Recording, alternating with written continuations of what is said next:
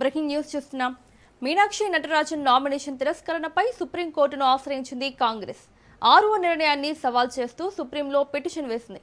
పిటిషన్పై నేడు సుప్రీంకోర్టులో విచారణ జరగనుంది. 6వ నిర్ణయాన్ని నిలిపివేయాలని పిటిషన్లో ఏఐసీసీ కోరింది.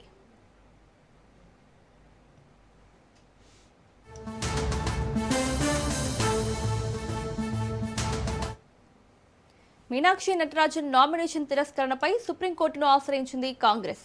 6వ నిర్ణయాన్ని సవాల్ చేస్తూ సుప్రీంలో పిటిషన్ వేసింది. పిటిషన్పై నేడు సుప్రీంకోర్టులో విచారణ జరగనుంది. 6వ నిర్ణయాన్ని నిలిపివేయాలని పిటిషన్లో ఏఐసీసీ కోరింది. ఇదే అంశానికి సంబంధించి మరిన్ని అప్డేట్స్ మా ప్రతినిధి సునీల్ అందిస్తారు.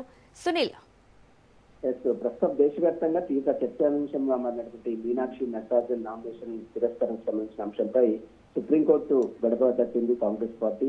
మధ్యప్రదేశ్ నుంచి రాజ్యసభ అభ్యర్థిగా కాంగ్రెస్ పార్టీ తరఫున నామినేషన్ దాఖలు చేసింది ఇప్పటికే మీనాక్షి నటరాజన్. అయితే ఆ నామినేషన్ ని ఇప్పటికే అక్కడ ఉన్నటువంటి ఎలక్షన్ అధికారులు, రిటర్నింగ్ అధికారులు నామినేషన్ చేయించడానికి అయితే ఎన్నికల అఫిడవిట్ లో తెలంగాణ రాష్ట్రంలో నమోదైన కేసులో వెల్లడించలేదంటూ కూడా పెద్ద ఎత్తున బీజేపీ పార్టీ అధినేతలు ఆరోపణలు చేస్తున్నారు. ఈ నేపథ్యంలో తెలంగాణ తరపై ఉన్న ఒక న్యాయపరమైనటువంటి వ్యవహారాన్ని అఫిడవిట్ రూపంలో వెల్లడించలేదంటూ కూడా బీజేపీ నేతలందరూ కూడా మీనాక్షి నటరాజన్ సంబంధించిన అంశంపై కూడా అభ్యంతరం చేస్తున్నారు. ఇప్పటికే ఎలక్షన్ కమిషన్ అధికారులు కూడా అక్కడ 6వ అధికారులు కూడా ఆ నామినేషన్ కూడా తిరస్కరించారు. అయితే అక్కడ తెలంగాణ రాష్ట్రంలో ఉన్నది కేవలం కోర్టు నోటీస్ సంబంధించిన అంశంలో ఇది క్రిమినల్ కేసు కాదని కాంగ్రెస్ వాదిస్తుంది. ఎన్నికల పెండింగ్ లో ఉన్నటువంటి క్రిమినల్ కేసులన్నీ మాత్రమే వెల్లడించాల్సిన అవసరం ఉంది. కానీ కోర్టు ఇంకా కాంగ్రెస్ కింద అపీల్స్ కింద తీసుకోలేని అంశాలను కూడా వెల్లడించాల్సిన అవసరం లేదంటూ కూడా మీనాక్షి నటరాజన్ కావచ్చు, మరోవైపు కాంగ్రెస్ నేతలు చెప్తున్నారు. ఇదంతా కూడా రాజకీయ కక్ష సాధింపు చర్యలో భాగంగానే తమ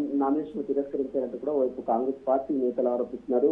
అయితే కీలక సమాచారాన్ని దాచిపెట్టారనేది బీజేపీ అభ్యంతరం వ్యక్తం చేస్తుంది. అయితే ఎన్నికల నామినేషన్ అఫిడవిట్ లో పూర్తి వివరాలు ఇవ్వకపోవడంతోనే నిబంధనలు విరుద్ధంగా మీనాక్షి నటరాజన్ వ్యవహరించినట్టు కూడా ఎన్నికల ఆర్ఓ తగినటువంటి నామినేషన్ తిరస్కరించారు.